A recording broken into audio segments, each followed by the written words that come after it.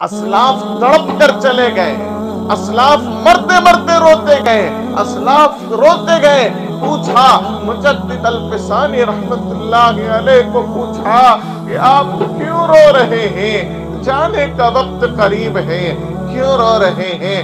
مجدد الفسانی رحمت اللہ علیہ نے کہا کہ میں نبی علیہ السلام کی ہر سنت پر عمل کرنے کی کوشش کرتا رہا اور میں نے الحمدللہ ثم الحمدللہ ہر سنت کو پورا کرنے کی کوشش کی، لیکن زندگی میں ایک سنت پر عمل نہیں ہو سکا، ایک سنت پر عمل نہیں ہو سکا۔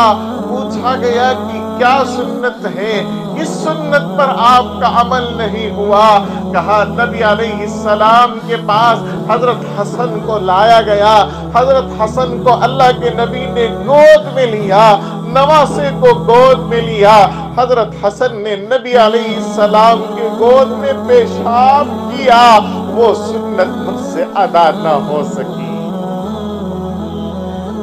میری بیٹی تو ہوئی، میری بیٹی جب ہوئی میں خوش ہو گیا کہ اس بیٹی کے ذریعے سے اللہ مجھے نواسا دے گا، اور نواسے کو لے کر میں اپنے گود میں بیٹھوں گا، وہ نواسا میرے گود میں پیشاب کرے گا، نبی علیہ السلام کی سنت ادا ہو جائے گی۔ تو وہ سنت مجھ سے ادا نہ ہو سکی۔